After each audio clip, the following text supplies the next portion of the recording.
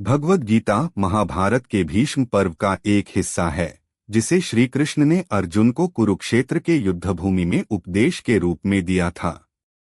यह संवाद केवल युद्ध से संबंधित नहीं है, बल्कि जीवन के हर पहलू के बारे में गहराई से मार्गदर्शन प्रदान करता है।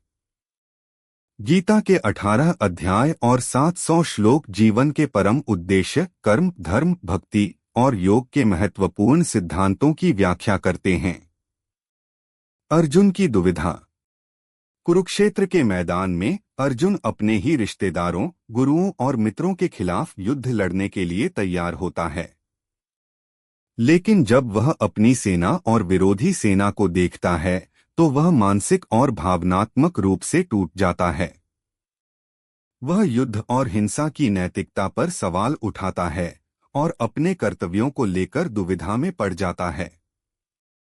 अर्जुन अपने हथियार डाल देता है और श्रीकृष्ण से मार्गदर्शन की मांग करता है। यहीं से गीता का उपदेश शुरू होता है। कर्मयोग, कर्म का सिद्धांत। श्रीकृष्ण अर्जुन को कर्म के महत्व का बोध कराते हैं।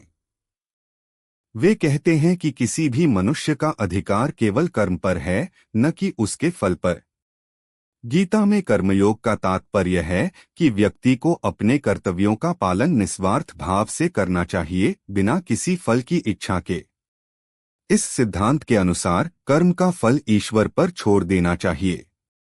यदि हम अपने कर्तव्यों को ईमानदारी से और निस्वार्थ भाव से निभाते हैं, तो जीवन में शांति और संतोष प्राप्त कर सकते हैं।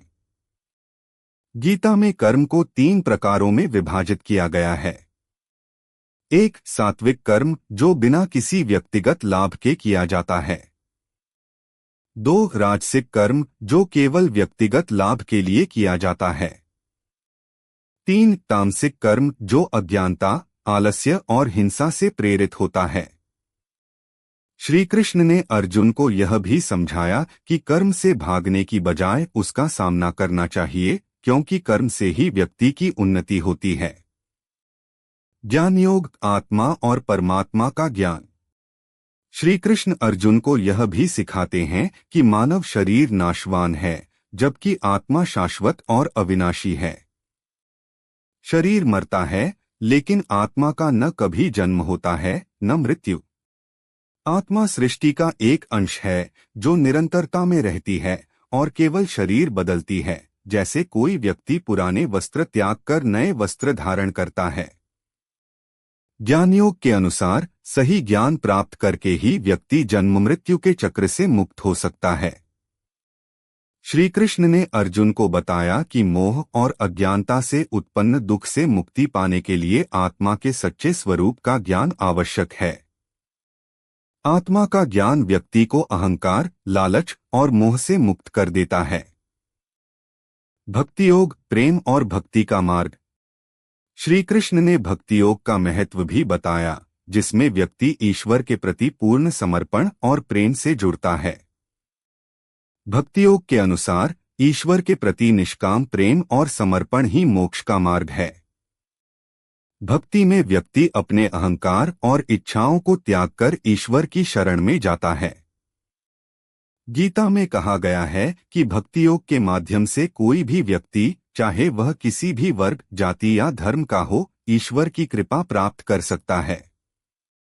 भक्ति का मार्ग सबसे सरल और सुलभ माना गया है, क्योंकि इसमें केवल ईश्वर के प्रति प्रेम और श्रद्धा की आवश्यकता होती है। सांख्य योग, तत्वों का विश्लेषण। सांख्य योग गीता का एक अन्य महत्वपूर्ण सिद्धांत है, जिसमें संसार के तत्वों का विश्लेषण किया जाता है। श्री कृष्ण बताते हैं कि यह संसार 5 महान तत्वों पृथ्वी, जल, अग्नि, वायु और आकाश से बना है। इसके अलावा मन, बुद्धि और अहंकार भी इन तत्वों का हिस्सा हैं। आत्मा इन सब से परे है और यह शरीर की समस्त प्रक्रियाओं का साक्षी है। सांख्य योग में कर्म और भक्ति का संतुलन बताया गया है और इसे भी मोक्ष प्राप्ति का मार्ग माना गया है। योग, मन, शरीर और आत्मा का संतुलन। गीता में योग का व्यापक अर्थ है। यह केवल शारीरिक व्यायाम या आसन नहीं है, बल्कि मन, शरीर और आत्मा को एकजुट करने की एक विधि है। गीता में 4 प्रमुख योग मार्ग बताए गए हैं। 1. कर्मयोग, कर्म के माध्यम से मुक्ति। 2. ज्ञान योग, आत्मा के ज्ञान के माध्यम से मुक्ति। 3. भक्ति योग, भक्ति और प्रेम के माध्यम से मुक्ति।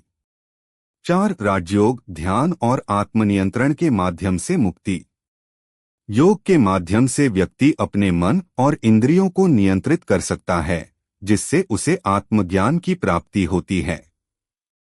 धर्म और अधर्म की व्याख्या। श्री कृष्ण अर्जुन को धर्म और अधर्म के बीच अंतर समझाते हैं। वे कहते हैं कि धर्म वह है जो सत्य, न्याय और कर्तव्य का पालन करता है, जबकि अधर्म वह है जो सत्य से दूर ले जाता है और मोह और लालच से प्रेरित होता है। युद्ध के संदर्भ में अर्जुन का धर्म था कि वह अपने कर्तव्यों का पालन करे, चाहे परिणाम कुछ भी हो। अधर्म का साथ देना या कर्तव्यों से पीछे हटना धर्म का उल्लंघन माना गया। मोक्ष, जीवन का अंतिम उद्देश्य। गीता में जीवन का अंतिम उद्देश्य मोक्ष प्राप्ति बताया गया है, जिसका अर्थ है जन्म मृत्यु के चक्र से मुक्ति। मोक्ष की प्राप्ति केवल तब हो सकती है जब व्यक्ति अपने अहंकार, इच्छाओं और कर्म के फलों से मुक्त हो जाए। श्री कृष्ण कहते हैं कि आत्मा की पहचान के माध्यम से ईश्वर के प्रति पूर्ण समर्पण और निष्काम कर्म के द्वारा ही मोक्ष प्राप्त किया जा सकता है। निष्कर्ष। भगवद गीता का ज्ञान न केवल अर्जुन को उसके तत्कालीन युद्ध की दुविधा से मुक्त करता है, बल्कि यह हर युग में हर व्यक्ति के जीवन में मार्गदर्शन का स्रोत बन सकता है। गीता का उपदेश यह है कि जीवन में कर्तव्य का पालन करें, निस्वार्थ भाव से कर्म करें, आत्मा और परमात्मा के ज्ञान को समझें और भक्ति के मार्ग पर चलें। गीता यह भी सिखाती है कि मोह, लालच और अहंकार से ऊपर उठकर जीवन को एक उच्च दृष्टिकोण से देखें। जब व्यक्ति अपने वास्तविक स्वरूप अर्थात आत्मा को पहचानता है और कर्मों को ईश्वर को समर्पित करता है, तब उसे शांति और मोक्ष की प्राप्ति होती है। अगर वीडियो अच्छा लगा हो तो लाइक करें, सब्सक्राइब करें और कमेंट करना बिल्कुल ना भूलें। वीडियो में बने रहने के लिए धन्यवाद।